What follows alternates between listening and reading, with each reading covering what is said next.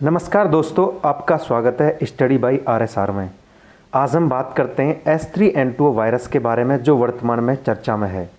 तो हम इसमें बात करेंगे वायरस के प्रकार, H3N2 के लक्षण क्या क्या हैं, H3N2 फ्लू का कारण, H3N2 के लिए वैक्सीन क्या है और संक्रमण से बचने के उपाय क्या क्या हैं, संक्रमण का इलाज, H3N2 इसे किन किन लोगों को ज़्यादा खतरा है।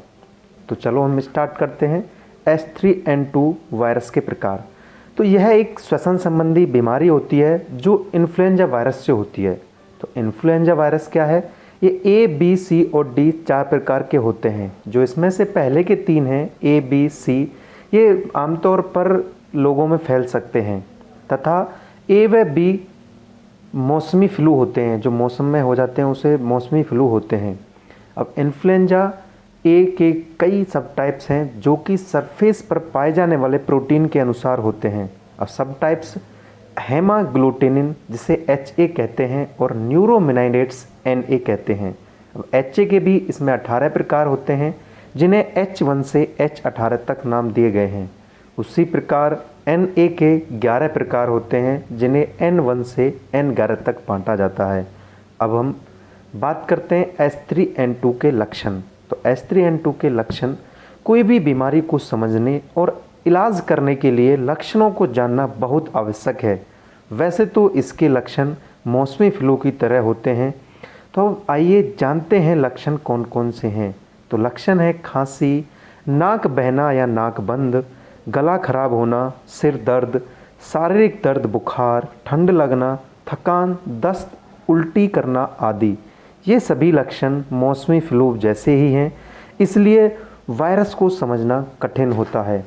अब हम बात करते हैं H3N2 के लिए वैक्सीन। तो वैसे तो सीजन फ्लू के लिए वैक्सीन ले सकते हैं जो आसानी से डॉक्टरों के पास उपलब्ध होती है, लेकिन भारत की बात करें तो इसका हमारे देश में चलन नहीं है। बात करते हैं अमेरिकी और यूरोपीय देशों में लोग फ्लू सीजन शुरू होने से पहले ही वैक्सीन ले लेते हैं। जो ये वैक्सीन है फ्लू के 3-4 वेरिएंट से बचाए रखती है। यह आमतौर पर H1N1, H3N2 और इन्फ्लुएंजा B वायरसों के संक्रमण से बचाती है। अब CDC के अनुसार, CDC क्या है? Centres of disease control and prevention. तो इसके अनुसार फ्लू वैक्सीन आम लोगों में खतरे को 40 से 60% तक कम करने में मददगार होती है। यह H3N2 की अपेक्षा H1N1 और इन्फ्लुएंजा B वायरसों से अधिक सुरक्षा प्रदान करती है। अब बात करते हैं H3N2 फ्लू का कारण क्या क्या कारण है। तो इन्फ्लुएंजा वायरस आमतौर पर सूअरों में पाया जाता है। जब यह इंसानों में फैलता है तो इसे वेरिएंट्स कहा जाता है। साल 2009 में H1N1 वायरस के M जीन से स्वाइन फ्लू बीमारी फैली थी, इसलिए H1N1 वायरस को स्वाइन फ्लू के नाम से भी जाना जाता है। यह वायरस पहली बार 2010 में अमेरिका में सूअरों में पाया गया था। यह आमतौर पर उन लोगों को भी पाया जाता है जो लंबे समय से सूअरों के साथ काम करते हैं। अब बात करते हैं H3N2 संक्रमण से बचने के उपाय।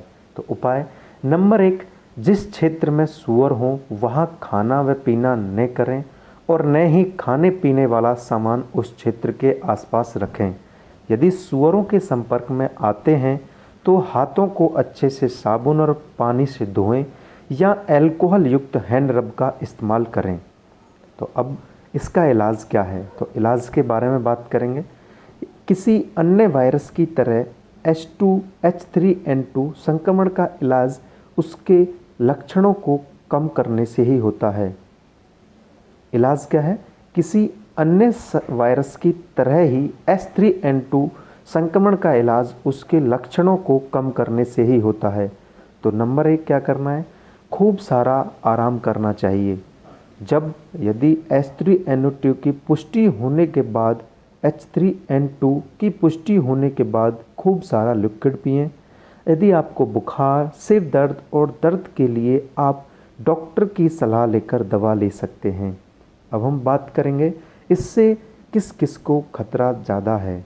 तो नंबर 1, जिनकी उम्र 5 वर्ष से कम व 65 वर्ष से अधिक हो उन लोगों को इससे खतरा ज़्यादा है, या फिर गर्भवती महिलाएं, या जिनकी रोग प्रतिरोधक क्षमता कम हो, या अस्थमा, डायबिटीज़, हार्ट डिजीज़ जैसी बीमारियां से पीड़ित हो उन लोगों को यह वायरस ज़्यादा प्रभावित करता है।